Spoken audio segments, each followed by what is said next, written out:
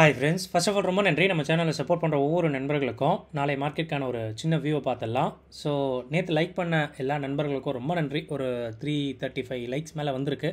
அதனால் ஒரு 45 சப்ஸ்கிரைபர்ஸ் புதுசாக ஆட் ஆயிருக்காங்க. ரொம்ப நன்றி யாரெல்லாம் நீங்கள் லைக் பண்ணியிருக்கீங்களோ. ஏன்னா லைக் பண்ணால் தான் ஆக்சுவலாக வந்து சப்ஸ்கிரைபர்ஸும் வந்து பார்த்திங்கன்னா ஏறுறது. ஸோ ரொம்ப நன்றி. இன்றைக்கி மார்க்கெட் வந்து எப்படி இருந்தது அப்படின்றத பார்க்கலாங்க. ஸோ இன்றைக்கி ஒரு மாதிரி சின்ன ஒரு கேப் அப் ஓப்பனிங் தான்.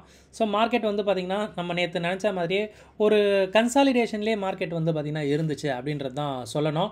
ஸோ மார்னிங் ஒரு 10:30 மணிக்கு மட்டும் மார்க்கெட் வந்து பார்த்திங்கன்னா ஒரு மாதிரி கீழே விழுற மாதிரி இருந்தது. பட் நேற்றே நம்ம சொல்லியிருந்தோம் புட் சைடில் ப்ரீமியமே கிடையாது. ஸோ மார்க்கெட் கீழே விழுந்தது அப்படின்னா அப்படியே டபுள் ட்ரிபிளாக வந்து செல்லர்ஸ்க்கு வந்து லாஸ் ஆகலாம் அப்படின்ற மாதிரி.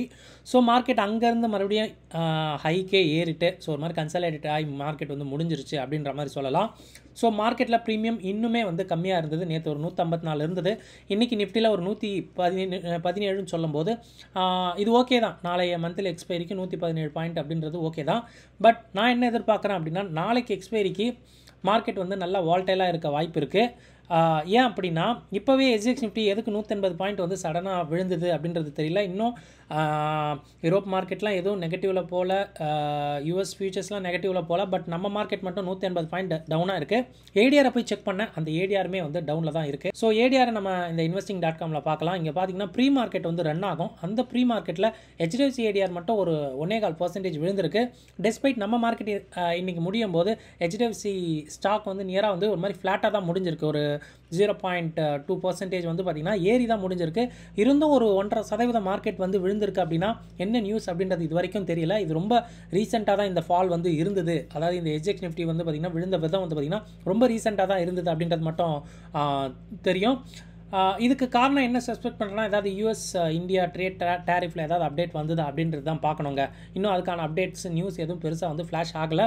அது வந்ததும் ஒரு கிளாரிட்டி கிடச்சிரும். நாளைக்கு எக்ஸ்பைரிக்கு நிஃப்டிக்கு 117 பாயிண்ட்டும் அண்ட் சென்செக்ஸ்க்கு வந்து ஒரு 786 பாயிண்ட்டுக்கும் ப்ரீமியம் இருக்குது. ஸோ அதுக்கேற்ற ஒரு வால்டாலிட்டி இருக்கலாம் அப்படின்றது தான். இன்றைக்கி மார்க்கெட் முடியுமோ நியராக 73 ஸ்டாக் வந்து லாங்காகவும் 138 ஸ்டாக் வந்து ஷார்ட்டாகவும் இருந்திருக்கு. சைலண்ட்டாக இன்றைக்கி மார்க்கெட் கன்சாலிடேஷனில் இருந்தாலும் ஷார்ட்டில் மக்கள் குறியாக இருந்திருக்காங்க அப்படின்றது மட்டும் இது மூலமாகவே தெரியுது. ப்ராடர் மார்க்கெட்டில் மிட் அண்ட் ஸ்மால் கேப் கண்டிப்பாக இன்றைக்கும் சரிவு தான் சந்திச்சிருக்கு. என்ன தான் ஃப்ளாட்டாக இருந்தாலும் அது ஒரு 0.3% வந்து பார்த்திங்கன்னா மிட் அண்ட் ஸ்மால் கேப் வந்து நல்லாவே விழுந்திருக்கு. ஸோ இதில் ஒரு 138 ஸ்டாக் வந்து பார்த்திங்கன்னா ஷார்ட்டில் இருக்குது அப்படின்றது மட்டும் தெரிஞ்சுக்குங்க. நிஃப்டியோட ஸ்ட்ராடல் ப்ரீமியம் ரொம்ப காமாக தாங்க இருந்தது. இன்றைக்கி பயம் அப்படின்ற மாதிரிலாம் இல்லை. 145 ரூபாய்க்கு ஓப்பன் ஆனது. ஒரே ஒரு இடம் மட்டும் கொஞ்சம் பயந்தது அந்த 11 மணிக்கு மார்க்கெட் விழும்போது. அதுக்கப்புறம் நல்ல ஒரு ஸ்மூத்தான டிகே தான். 117 பாயிண்ட்டுக்கு நாளைக்கு வச்சுருக்கு. ஸோ நாளைக்கு ப்ரீமியம் 117 சொல்லும் போது மேலே ஒரு 120 கீழே ஒரு 120 பாயிண்ட் இனிஷியலாக இருக்கலாம். ஸோ மார்க்கெட்டு 2 எக்ஸ்ட்ரீம் போக வாய்ப்பு இருக்குங்க எனக்கு தெரிஞ்சு. நாளைக்கு ஒன்று அப்படியே கன்சாலிடேட் முடிஞ்சிடணும், இல்லை மார்க்கெட்டு ஒரு சைடு மேலே ஒரு 100-150 பாயிண்ட்டோ கீழே ஒரு 100-150 பாயிண்ட்லாம் போயிடுச்சு அப்படின்னா மார்க்கெட் அந்த சைடு டைரக்ஷன் பிடிக்க வாய்ப்பு ரொம்ப ரொம்ப அதிகம். ஏன்னா புட் சைடில் சுத்தமாக ப்ரீமியம் கிடையாது. ஸோ இப்போ SGX நிஃப்டி காட்டுற இந்த கேப் டவுன்லாம் ஆச்சு அப்படின்னா காப்பாற்றவே முடியாது. ப்ரீமியம் அப்படி வந்து ஸ்பைக் ஆக வாய்ப்பு இருக்குது அப்படின்ற மாதிரி தான் தெரியுது. ஆப்ஷன் செயினில் நிஃப்டி பார்க்கும்போது 24,850 மேக்ஸ் பாயிண்ட் இருக்குது, அட் த மணி இருக்குது. ஸோ நியராக மேலே ஒரு 150 கீழே ஒரு 150 பாயிண்ட் தான் நாளைக்கு கேம் இருக்கலாம். பட் கீழே 150 பாயிண்ட் நம்ம போகும்போது ப்ரீமியம் வெறும் 16 ரூபாய்க்கு இருக்குது. அதுதான் எனக்கு கவலையாக இருக்குது. ஸோ டெஸ்பைட் வந்து பார்த்திங்கன்னா இன்றைக்கி 24,800 கண்டிப்பாக வந்து புட் கால் அன்வைண்டிங் இருக்குது. நல்லாவே வந்து பார்த்திங்கன்னா எண்ட் ஆஃப் யூஓடியில் கால் அன்வைண்டிங் நிறையவே இருக்குது. புட்டோடைய விஷயங்கள் இன்றைக்கி ரொம்ப நல்லா இருந்ததுன்னு சொல்லலாம். பட் இப்போ SGX நிஃப்டி ஏன் நெகட்டிவாக ட்ரேட் ஆகுது அப்படின்றது சுத்தமாக ஐடியா இல்லை. ஏன் அப்படின்னா எனக்கான பயம் இங்கே வந்து பார்த்திங்கன்னா புட்டோட ப்ரீமியம் இல்லை ஒன்று. ஸோ மார்க்கெட் வந்து பார்த்திங்கன்னா எவ்ரி 50 பாயிண்ட் போக போக ஸ்கியூ வந்து அதிகமாகுது. அது எய்தர் மேலே போனாலும் அதிகமாகுது, கீழே போனாலும் அதிகமாகுது. ஏன் அப்படின்னு பார்த்தீங்கன்னா அந்த இடங்களில் ஓப்பன் இன்ட்ரெஸ்ட் அதிகமாக இருக்குது, செல்லர் வந்து அங்கே இருக்காங்க அப்படின்றது தான். மார்க்கெட் உடனே அங்கே போச்சு, ப்ரீமியத்தில் ஒரு பெரிய பல்ஜ் இருந்தது அப்படின்னா மார்க்கெட் பெருசாக அதுக்கு ரியாக்ட் பண்ணும். அதனால தான் சொன்னேன் 2 டிஃப்ரெண்ட் எக்ஸ்ட்ரீமுக்கு நாளைக்கு வந்து மார்க்கெட் வந்து ட்ரேட் ஆகலாம். கன்சாலிடேட் ஆடிச்சு அப்படின்னா அப்படியே வச்சு மார்க்கெட்டை வந்து முடிச்சு விட்ருவானுங்க. இல்லை மார்க்கெட் ட்ரெண்ட் ஆகிற மாதிரி இருந்தது அப்படின்னா அந்த சைடு நல்லாவே ட்ரெண்ட் ஆகும். நாளைக்கு வாய்ப்பு நல்லாவே இருக்குது அப்படின்ற மாதிரி தான் பார்க்குறேன். FID ஆக்டிவிட்டி இன்றைக்கி பாருங்கள், இன்றைக்குமே குரூஷியல் தான். FI இண்டெக்ஸ் ஃபியூச்சர்ஸ் வந்து எப்படி இருக்குன்னு பாருங்கள். ஏன்னா மார்க்கெட் இன்றைக்கி ஒரு மாதிரி ஃப்ளாட்டாக முடிஞ்சிருக்கு. எனக்கு தெரிஞ்சு கொஞ்சம் ஷார்ட் இருக்கலாம் அப்படின்ற மாதிரி தான் தோணுது. லெட்ஸ் இந்த டேட்டாவையும் ஒரு தடவை பார்த்துருங்க. இன்றைக்கி செக்லிஸ்ட்டில் நம்ம பார்க்க இருக்கிற விஷயங்கள் என்ன அப்படின்னா, ஃபஸ்ட்டு ஃப்ளாஷ் பாயிண்ட்டில் இந்தியா விக்ஸ் இன்றைக்கி ஒரு 2.25% விழுந்திருக்கு, which is good for market அப்படின்ற மாதிரி தான் சொல்லணும். மார்க்கெட்டில் கொஞ்சம் பயம் தணிஞ்சிருக்கு. ஆப்ஷன் ப்ரீமியங்களில் ப்ரீமியம் நல்லாவே எரோட் ஆகிருக்கு. எஸ், நம்ம எக்ஸ்பெக்ட் பண்ணது தான். ஏன்னா நாளைக்கு எக்ஸ்பைரி அப்படின்றதுனால ப்ரீமியம் வந்து சுருக்கி ஆகணும். அதுக்காகவே இந்தியா விக்ஸை சுருக்கியிருப்பாங்க. நிஃப்டியோட ஸ்ட்ராடல் 117, சென்செக்ஸ்க்கு வந்து 786. ஸோ இந்த ரேஞ்சுக்குள்ளே மார்க்கெட் நாளைக்கு ட்ரேட் ஆக வாய்ப்பு அதிகம். ஸ்கியூ வந்து வாலட்டைலுங்க. அதான் 50 பாயிண்ட் மேலே கீழே ஏறினாலும் மார்க்கெட்டில் பயம் இருக்குது. அதோட மீனிங் என்ன அப்படின்னு பார்த்தீங்கன்னா, 2 சைடும் செல்லர்ஸ் வந்து கிட்டக்க வந்துட்டாங்க. அது ஒரு சைடு உடையும் போது மார்க்கெட் வந்து டைரக்ஷன் வேகமாக பிடிக்கலாம்.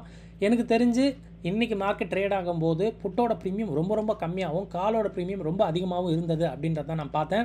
ஸோ விச் மீன்ஸ் மார்க்கெட் கொஞ்சம் மேலே போகிற மாதிரி ஏதாவது ஒரு சிக்னல் கொடுத்தாலும் மார்க்கெட் வேகமாக போகலாம் அப்படின்ற ஒரு விஷயம்தான்.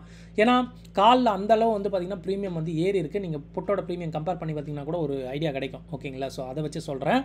பட் மற்றபடி வந்து பார்த்திங்கன்னா இப்போ எஸ்ஜிஎக்ஸ் நிஃப்டி காட்டுற விஷயம் வந்து கண்டிப்பாக வந்து இது வந்து out of box, out of concept, எதாவது நியூஸ் அப்படின்றது பொறுத்து இருந்து தான் பார்க்கணும். டெக்னிக்கல்ஸாக லாஸ்ட் 2 டேஸோட ஐஎன் லோஸ் எடுத்துக்கங்க. அதை மார்க்கெட் உடையும் போது அந்த சைட் மார்க்கெட் ட்ரெண்ட் ஆகலாம். பிபி டைனமிக்கோட அந்த ரெசிஸ்டன்ஸ் அண்ட் சப்போர்ட்ஸையும் தாராளமாக வந்து நீங்கள் யூஸ் பண்ணிக்கலாம். டேட்டா ஃபார் ஆப்ஷன் ட்ரேடர்ஸில் ஃபியூச்சர்ஸை கம்பேர் பண்ணும்போது கண்டிப்பாக வந்து மந்த் எண்ட் அப்படின்றதுனால பெருசாக இந்த ஒரு விஷயம் இருக்காது. சின்ஸ் வந்து டேட்டா எடுத்திருக்கேன். மார்க்கெட் நிஃப்டி ஃப்ளாட்டாக இருக்குது, கான்ட்ராக்ட் வந்து ஷேடாக இருக்குது. இந்த பாயிண்ட்டை வந்து இறங்கியிருக்கும். எஸ், அஃப்கோர்ஸ் நாளைக்கு முடியுமோ நாளைக்கு வந்து மேட்ச் ஆகிடும் ஸ்பாட்டும் ஃபியூச்சர்ஸும். ஸோ இதில் பெருசாக வந்து க்ளூ வந்து இருக்காதுங்க. கண்டிப்பாக ரோல் ஓவருக்கு பார்க்கும்போது தான் தெரியும். நான் அடுத்த மாதம் கான்ட்ராக்டாக பெருசாக நான் பார்க்கல. பட் இங்கே நம்ம பிசிஆர் மட்டும் எடுத்துக்கலாம். நேற்று இருந்ததை விட பிசிஆர் டெவலப் ஆயிருக்கு, விச் மீன்ஸ் புட் செல்லர் நேற்று இருந்ததை விட கொஞ்சம் மார்க்கெட்டில் இருக்காங்க அப்படின்றது. பேங்க் நிஃப்டி 0.2% இறங்கியிருக்கு, கான்ட்ராக்டும் இறங்கியிருக்கு. கன்சாலிடேஷன் அப்படின்றதுனால மேபி லாங் இருந்தது கூட வெளியே போயிருக்கலாமா அப்படின்ற மாதிரி தான் யோசிக்கிறேன். இந்த பாயிண்ட்டே இறங்கியிருக்கு. பிசிஆரில் பெரிய சேஞ்சஸ் எதுவும் இல்லை, சேம் தான் இருக்குது. மிட் கேப் நிஃப்டி 0.3% இறங்கியிருக்கு, கான்ட்ராக்ட் ஏறி இருக்குது. மேபி இதில் ஷார்ட் கூட இருக்கலாம் அப்படின்ற மாதிரி தான். ஏன்னா இன்றைக்கி மார்க்கெட் 11 மணிக்கு கீழே விழும்போது மிட் கேப் நிஃப்டி நல்லாவே இறங்கிச்சு அப்படின்ற மாதிரி பார்த்தேன். இந்த பாயிண்ட்டும் நல்லாவே இறங்கியிருக்கு. ஸோ இதுலேயுமே பிசிஆர் வந்து நேற்று இருந்ததை விட ஸ்லைட்டாக வந்து கம்மியாக தான் இருக்குது அப்படின்றது மட்டும் தெரிஞ்சுக்கோங்க. இன்றைக்கி இப்போ யூஎஸ் ஃபியூச்சர்ஸ் ஒரு மாதிரி ஃப்ளாட்டில் இருந்துகிட்டு இருக்குது. இன்றைக்கி நைட்டு யூஎஸில் ஃபெட் ரேட் டெசிஷன் இருக்குது. ஸோ ரேட்டில் பெருசாக விஷயம் இருக்காது, ஏன்னா அன்சேஞ்ச் தான் இருக்கும் அப்படின்றது எல்லாம் எதிர்பார்க்குறோம். பட் பார்க்கலாம். ஸோ ஜெரம் பவுல் கொடுக்குற அந்த ஒரு ஸ்டேட்மெண்ட் ரொம்ப முக்கியமாக மார்க்கெட்டில் பார்க்கணும். And US India tariff update வந்து ஏதாவது இருக்கா அப்படின்றதையும் பார்க்கணுங்க. ஸோ அது வந்து ஏன்னா 1ஆம் தேதி வந்து டெட்லைன் அப்படின்னு சொல்லும்போது அதுக்கு முன்னாடி நியூஸ் ஏதாவது அவுட் ஆக வாய்ப்பு இருக்குது, அதையும் பார்க்கலாம். இன்றைக்கி 180 பாயிண்ட் கண்டிப்பாக நியூஸ் இது வரைக்கும் வரலை, நான் என் கண்ணில் படலை. ஸோ அப்படி ஏதாவது நீங்கள் பட்டதுனாலும் நீங்கள் வந்து கமெண்ட்ஸில் சொல்லுங்கள், நானும் தெரிஞ்சுக்கிறேன். இந்தியன் ஏடிஆர் வந்து update side by side check பண்ணேன். அதில் வந்து பார்த்திங்கன்னா நம்ம மார்க்கெட்டில் அந்த ஸ்டாக்ஸ் எல்லாம் க்ரீனில் முடியும் போது அங்கே ஏடிஆர் 1.5% விழும்போது கண்டிப்பாக நிஃப்டி 180 பாயிண்ட் விழுறதுலாம் பெரிய விஷயம் இல்லை. பட் ஹெச்டிஎஃப்சி ஏடிஆர் ஏன் விழுந்தது அப்படின்றதையும் பார்க்கணும். அது மட்டும் இல்லை, ஐசிஐசி ஏடிஆர், இந்தியன் ஏடிஆர்ஸ் எல்லாமே நெகட்டிவில் தான் இருக்குது அப்படின்றது மட்டும் தெரிஞ்சுக்குங்க. Lower premium but monthly expiry அப்படின்றதுனால கொஞ்சம் உஷாராக இருங்க. நான் அகைன் சொன்னது தான், புட்டில் ப்ரீமியம் இல்லை, பட் மார்க்கெட் நெகட்டிவாக ரியாக்ட் ஆகும்போது அந்த ப்ரீமியம் வெடிக்கும் அப்படின்றது மட்டும் சொல்லிக்கலாம். ஸோ அதனால தான் 2 எக்ஸ்ட்ரீம் மாதிரி நாளைக்கு வந்து எக்ஸ்பைரி இருக்கலாம். ஒன்று, மார்க்கெட் ஓப்பனிங் ரொம்ப முக்கியம். எங்கே ஓப்பனிங் இருக்கோ ஒரு மாதிரி கன்சாலிடேஷன் ஆகிற மாதிரி 2 சைடும் ஓப்பன் இன்ட்ரெஸ்ட் ஒரு மணி நேரத்துக்குள்ளே வந்துட்டாங்கன்னா மார்க்கெட் அப்படியே சுற்று போட்டுருவாங்க.